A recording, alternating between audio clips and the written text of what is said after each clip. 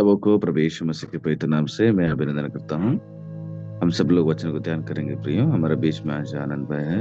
आनंद को समय को देता हूँ, आनंद वचन को बैठेंगे। प्रेज़ लॉर्ड ना। Praise the Anand. वाइस कैसे था? हाँ, क्या होता है? सबको जय मसीह की। आशा करते हैं आप सभी लोग परमेश्वर का दया से सभी लोग अच्छे होंगे। आइए सुबह का आराधना को हम क्या करेंगे, छोटी सी प्रार्थना के द्वारा हम क्या करेंगे शुरू करेंगे। हम लोग आंखें बंद करें, हम प्रार्थना करेंगे। स्वर्ग में विराजमान मेरे प्रेमी करने में परमेश्वर प्रभु आपको कोटि कोटि धन्यवाद करते हैं। राजा इस सुंदर सुबह में आपका पवित्र नाम को महिमा करने के लिए एक सुंदर अवसर पिता आपने दिया, इसके लिए धन्यवाद करते हैं। राजा परमेश्वर इस जूम में जितने लोग जुड़े हुए हैं परमेश्वर पिता आपको वचनों के द्वारा आशीष पा सके। परमेश्वर हाँ प्रभु, जो भी लोग जुड़ रहे हैं वो जल्दी जुड़ सके ताकि आपका आश्रम को वो लोग भी प्राप्त कर सके। राजा प्रभु हम प्रार्थना करते हैं राजा, आज का सुंदर सुबह में आपका वचन हमारे जीवन में क्या सिखाना चाहते हैं परमेश्वर पिता, और आप सिखाइए ताकि आपका वचन हमारे जीवन में लागू कर सके पिता परमेश्वर। यहाँ पर हमारे जीवन को बदल सके राजा। हाँ प्रभु आज का दिन आपका अपना सप्ते हैं, एक सुंदर वचन के साथ वचन के द्वारा हमारे जीवन को चलाइए बोल के आगे के समय आपका अपना सप्ते हैं। ये प्रार्थना विनती प्रभु यीशु मसीह के नाम से मांगते हैं पिता, आमीन आमीन। फिर एक बार प्रभु यीशु मसीह के नाम से सभी को जय मसीह की। आज हम क्या करेंगे, यिर्मयाह का 21 अध्याय को हम क्या करेंगे, ध्यान करेंगे। यिर्मयाह 21 अध्याय 1 से लेकर 14 तक। जब यहाँ पे देखते हैं तो सिदकिय्याह के बारे में हम क्या करेंगे, बहुत कुछ घटना है यहाँ पे। जैसे यहूदा का जो राजा है सिदकिय्याह, उन लोगों का बीच में जो घटना हो रहा है उस घटना को लेकर यहाँ पे वर्णन किया है। तो अगर हम समझना है तो पहले पुराना मतलब और पीछे जाना पड़ेगा। जो दूसरा राजा इतिहास है उसमें अगर जब जाते हैं तो इनका घटना हमको मालूम हो जाता है, क्योंकि 20 अध्याय और यिर्मयाह 21 अध्याय के बीच में बहुत साल जो है बीता हुआ, मतलब पहले से ही 20 अध्याय में क्या बोलते हैं वो, यिर्मयाह ने क्या करता है पहले बता देता है कि किस अध्याय में जो भविष्यवाणी का वो युद्ध होगा। तो जो पहले जो हुआ था वो इतिहास दूसरा राज्य का जो यहाँ पे क्या करना है वर्णन कर रहा है, क्यों क्या क्या हुआ है। तो उसी को हम क्या करेंगे, आज याद करेंगे। 21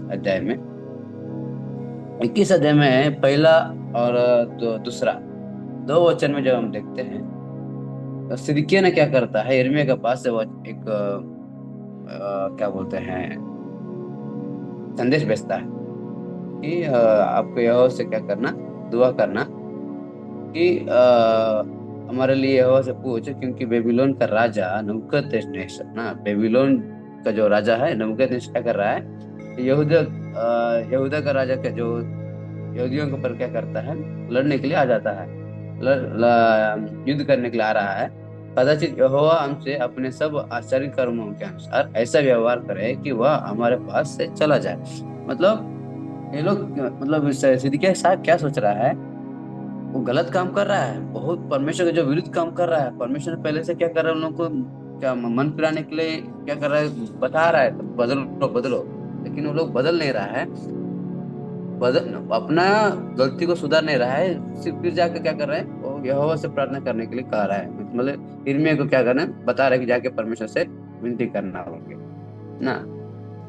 ये ये कैसा आदत है ना हमारे जीवन में, देखा जाए तो ऐसा बहुत सारे आदत ऐसे ही मतलब हमारे जीवन में होता है ना।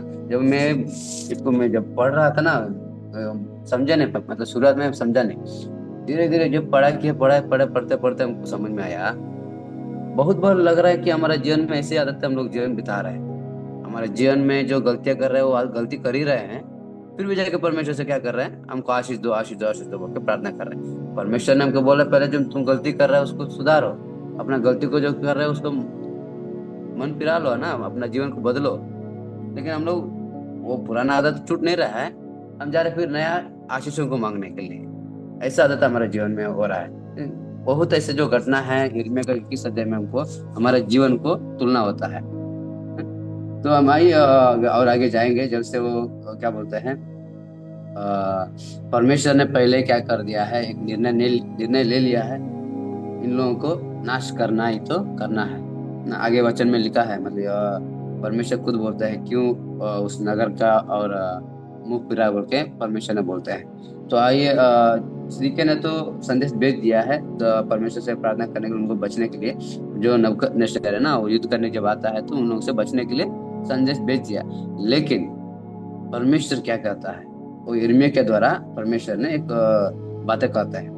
तो तीसरा वचन से जब हम देखते हैं, तब यिर्मयाह ने उनसे कहा, तुम सिदकिय्याह से यूं कहो, इसराइल का परमेश्वर यहोवा यूं कहता है, देखो, युद्ध के जो हथियार तुम्हारे हाथों में हैं, जिनसे तुम बेबीलोन के राजा और शहरपाना के बाहर गिरने वाले कसादियों से लड़ रहे हो, उनको मैं लौटकर इस नगर के बीच में इकट्ठा करूंगा।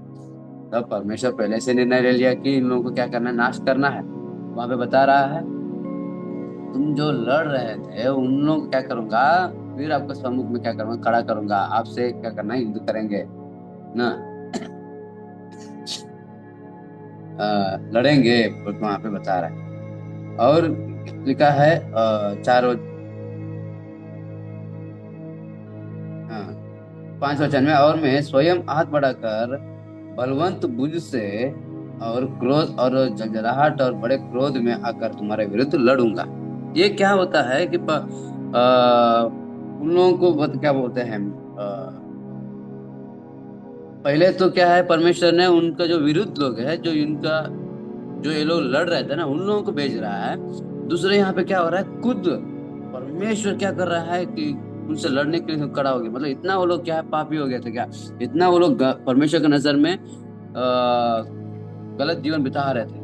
वो राजा हो गया, उन लोगों के साथ में जो भी लोग हो गया, वो परमेश्वर के खिलाफ क्या कर रहे हैं, वो लोग जी रहे हैं, परमेश्वर को जो पसंद नहीं है, वो एक पापी के जीवन में लोग जी रहे हैं। वो लोग शायद परमेश्वर इतना क्रोध में आ रहे हैं, तो मतलब पहले से कि उन लोग क्या क्या बहुत समझा दिया है, सुधरने के लिए मौका दे दिया है ना, अपना जीवन बदलो, बट मन फिराओ, शायद कोई भविष्यवाणी किया है, फिर भी वो लोग क्या है, बदला नहीं। इसलिए परमेश्वर ज्यादा से क्रोध में आकर क्या कर रहे हैं, वो स्वयं हाथ बढ़ाकर और अपने बलवंत भुजा से और क्रोध और जलजलाहट और बड़े क्रोध में आकर तुम्हारा क्या करूंगा, विरुद्ध लड़ूंगा, बोल के परमेश्वर वहां पे बोल रहा है। और इस वहां पे बता रहा आगे 6 वचन में, मैं इस नगर के रहने वालों को, क्या मनुष्य क्या पशु, सबको क्या करूंगा, मार डालूंगा। कोई भी वहां पे बचने के लिए नहीं होगा। वे सब क्या है, बड़ी बीमारी से क्या करेंगे, मरेंगे। बहुत क्या है, वहां पे किसी को भी नहीं देख रहा है, परमेश्वर किसी को भी वहां पे नहीं देख रहे हैं। मतलब वहां पे हम देख सकते हैं कि जो दया का जो परमेश्वर है, वो क्रोध का परमेश्वर वहां पे बन गया है। मतलब पूरा एकदम लड़ना, मतलब इन लोगों को नाश करना है तो करना है, चाहे जो भी हो, पूरा का पूरा खत्म करना है। वो इतना क्रोध में परमेश्वर वहां पे आ गए हैं।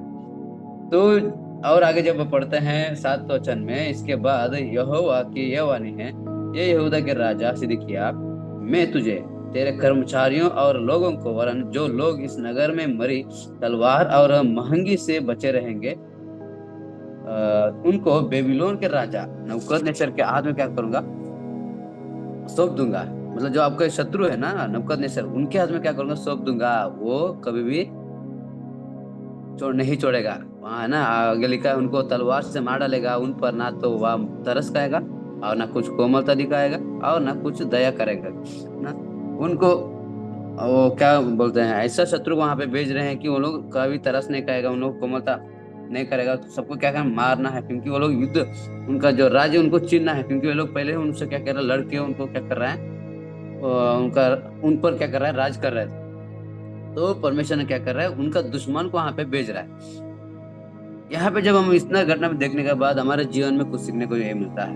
बहुत बार शायद एक पुराना नियम हो सकता है, लेकिन फिर भी हमारे जीवन में कैसा होता है कि हमारा जो जीवन में जो गंदा आदतें है, जो पाप है, जो परमेश्वर को पसंद नहीं है, वो कर रहे हैं, किसी न किसी के द्वारा हमको एक सीख देते हैं परमेश्वर ने, सुधर जाओ, मन फिराओ, जो आप जो कर रहे हैं गलत है, वो सही नहीं है, अब नया जीवन को ग्रहण करो, अपना एक पवित्र जीवन बिताओ के बहुत बार हमको एक सुधारने के लिए चांस देते हैं। लेकिन हम लोग इतना कठोर हो जाते हैं कि उनका बातों के हम नहीं सुन पाते हैं ना, उनका बात नहीं सुन पाते हैं, कि वही आदत में हम लोग क्या कर डूबे रहते हैं।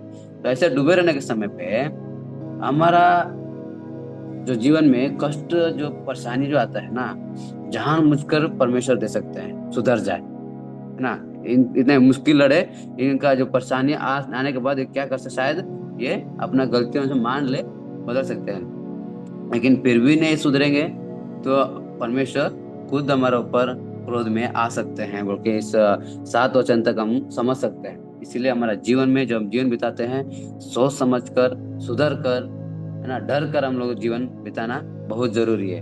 पाप क्या है, परमेश्वर के सम्मुख में जा नहीं सकता है। परमेश्वर क्या है, पवित्र है। और ये 7 वचन तक ये आदत, ये घटना हो गया, उनके शत्रुओं को वहां पे बेचता है। फिर भी परमेश्वर ने एक बात बोल रहे हैं ना, परमेश्वर एक दया का परमेश्वर बोल के यहाँ पे एक देख सकते हैं 8 वचन से, क्योंकि यहाँ पे लिखा है 8 वचन, इस प्रजा के लोगों से कह कि यहोवा यो कहता है, देखो मैं तुम्हारे सामने जीवन का मार्ग और मृत्यु का मार्ग भी बताऊंगा। जो कोई इस नगर में रहे वह तलवार, महंगी और मरी से मरेगा, परंतु जो कोई निकल कर उन कसादियों के पास जो तुमको घेर रहे हैं भाग जाए, वह जीवित रहेगा और उसका प्राण बचेगा। क्योंकि यहोवा की यह वाणी है कि मैंने इस नगर की और अपना मुंह को भलाई के लिए नहीं परंतु बुराई के लिए किया है। यह बेबीलोन के राजा के वश में पड़ेगा और वह इसको उकवा देगा।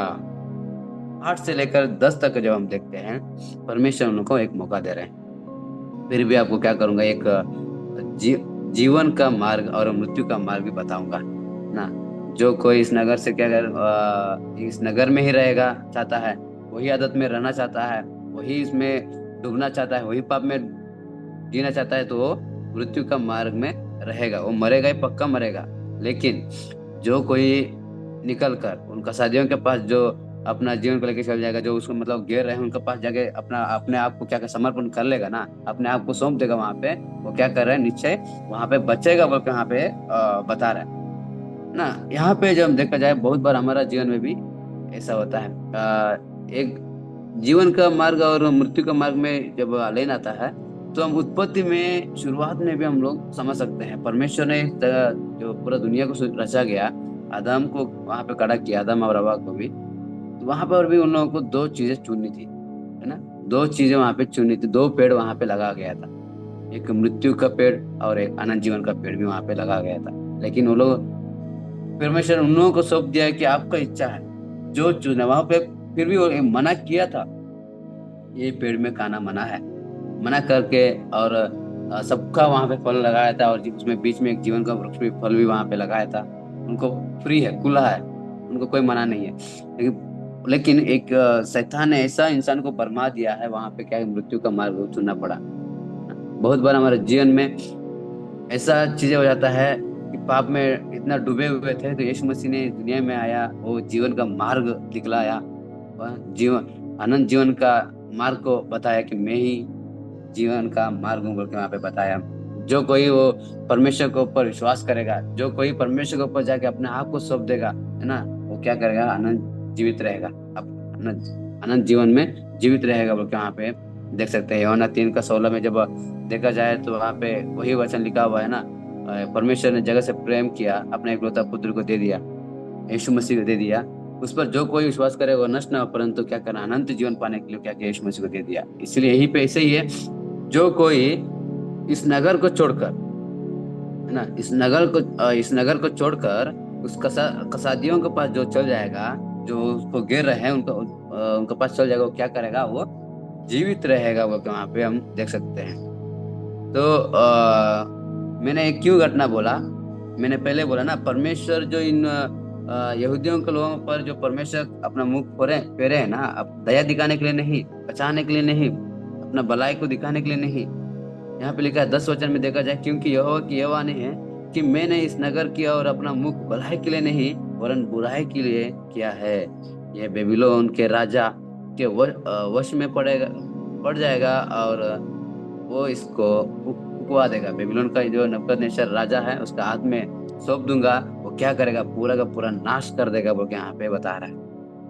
और 11 से लेके 14 तक यहाँ पे जब हम देखते हैं, तो दाऊद वंश, मतलब इसराइल लोगों के लिए वहाँ पे क्या कर रहा है, वहाँ पे बता रहा है, एक कुछ बातें यहाँ पे है। वहाँ बता रहा है, यहूदा के राजकुल के लोगों से कह, यहोवा का यह वचन है, यह दाऊद के घराने, यहोवा यूं कहता है, बोर को न्याय चुकाओ और लूटे हुओं को अंधेर करने वालों के हाथ से छुड़ाओ, नहीं तो तुम्हारे बुरे काम के कारण मेरे क्रोध की आग भड़केगी और ऐसी लज्जित रहेगी कि कोई उसे बुझ ना सकेगी, जलती रहेगी, उसको कोई बुझा ना सकेगी। हे तराई में रहने वाले और समतल देश की चट्टान, तुम जो कहते हो, हम पर कौन चढ़ाई कर सकेगा और हमारे वास स्थान में कौन प्रवेश कर सकेगा? यह वो कहता है कि मैं तुम्हारे विरुद्ध हूँ।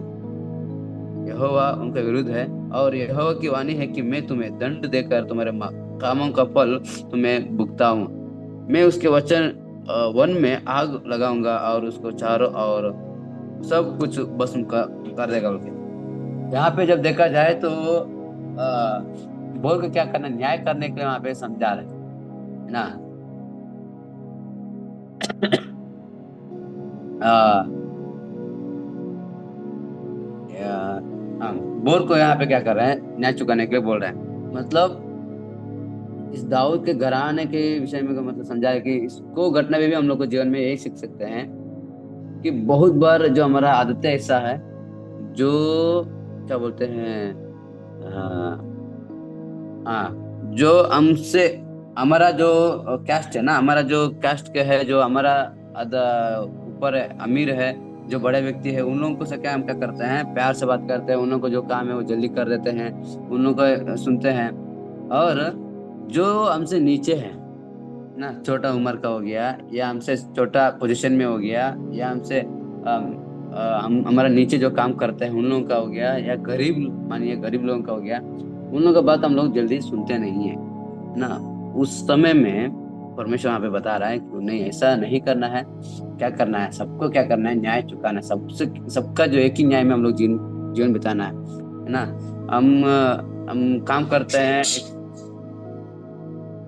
एक ऑफिस में हम लोग काम करते हैं, अगर मानिए 10 लोग वहां पे काम कर रहे हैं, उस 10 लोगों में से हम किसको, सबको एक ही जैसा हम देख रहे हैं क्या, है ना। एक मैनेजर बन गए हैं तो मैनेजर के नीचे जो होते हैं कुछ 10 लोग, मानिए 10 लोग काम कर रहे हैं, 10 लोगों को एक ही जैसा हम लोग न्याय बिता रहे हैं, दिखा रहे हैं क्या, या अलग अलग के तरीके से हम लोग अलग अलग तरीके से बता रहे हैं क्या? जो मैनेजर की बात सुनेगा उनका अलग रीति से न्याय करेगा, जो मैनेजर का बात नहीं सुनेगा उनका अलग रीति से न्याय करेगा ना। ऐसा वो बहुत सारा जो आदतें है हमारा इस दुनिया में हो रहा है, हम हमको से देख भी रहे हैं, है ना। हमारा जीवन में खुद,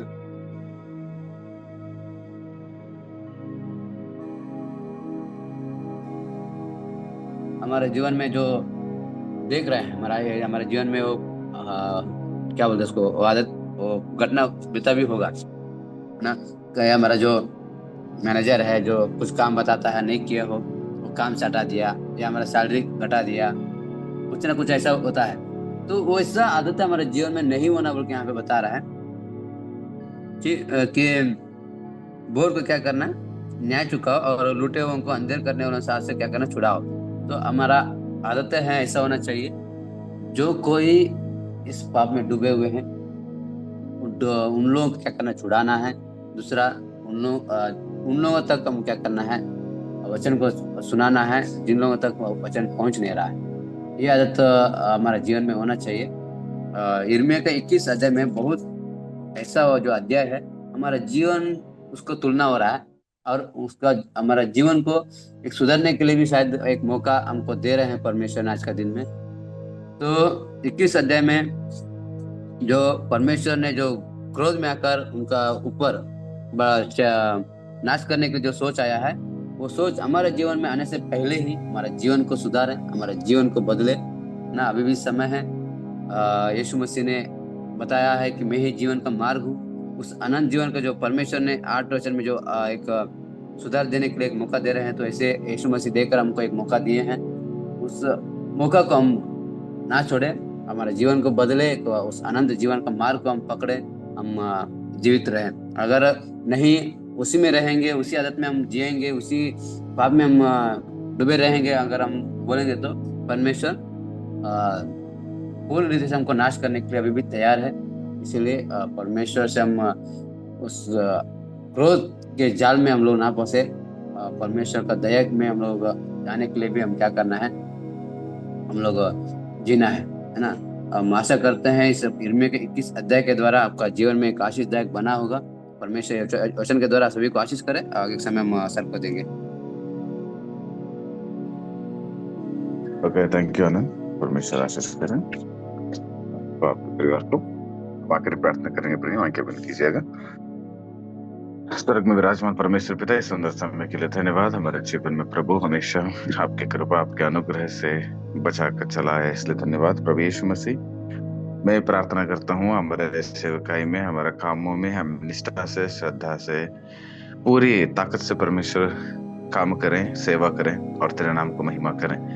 प्रभु जहाँ कहीं पर भी अगर कामों में आलसी हैं और परमेश्वर हमारे जीवन में मन अगर नहीं करता है, वो सारी चीज बदल कर प्रभु आपके इच्छा के अनुसार प्रभु यीशु मसीह जीने के लिए सहायता कीजिएगा। सारी प्रार्थना यीशु मसीह के पवित्र नाम से विनती करते हैं पिता, आमीन। ये मेरे मन यहोवा को धन्य कहे, जो गुण मुझ में है उसके पवित्र नाम को धन्य कहें। ये मेरे मन यहोवा को धन्य कहे, उसके किसी उपकार को ना भूल।